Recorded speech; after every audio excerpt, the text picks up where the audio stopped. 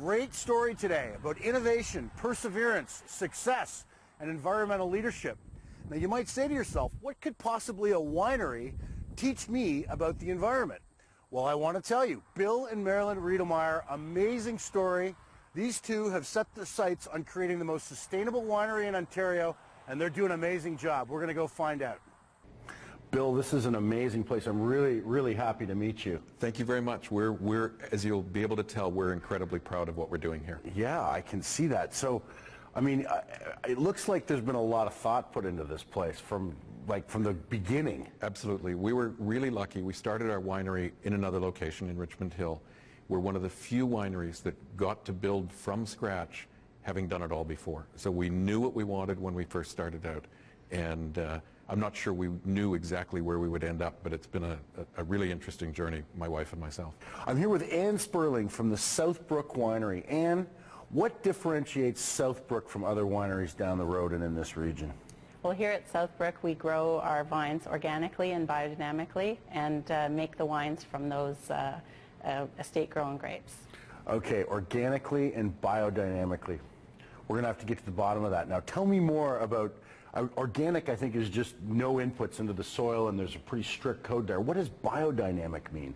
So we're certified organic, which prohibits the use of fertilizers and pesticides and synthetic materials going into the vineyard. But with biodynamics, we are also using more natural products to help the vines overcome any disease pressures.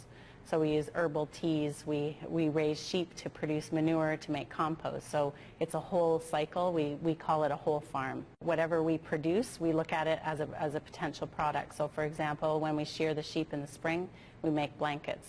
The compost, the teas that we use to help the vines overcome disease pressure, we're growing a number of those here on the property.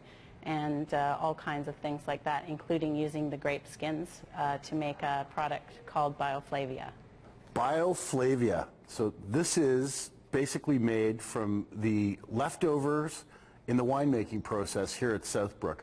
Tell me exactly, what is this? When you make red wine, basically what you end up with is the wine, and then you press the skins and the seeds. We take the skins and the seeds. A friend of mine, I hate waste. A friend of mine takes the skins and seeds, he dries them, he takes the seeds out because he's making grapeseed oil, gives us back the skins, and that is ground and becomes Bioflavia. Incredibly high in antioxidants, it's higher than goji berries, and it just makes a whole bunch of sense, especially coming from Ontario's largest organic winery. Amazing stuff going on here with respect to efficiencies and eliminating waste and seeing waste as a resource.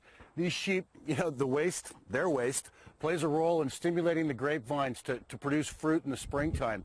The sheep create the fleece, which is harvested and makes the wool blankets, which they brand with their name and logo and are kept as a keepsake after a tour here. The wine tastes fantastic, but it's really just an example of what can happen when people put their minds towards sustainability and towards maximizing efficiency. When you eliminate waste, you create efficiencies. When you create efficiencies, it's just plain good business.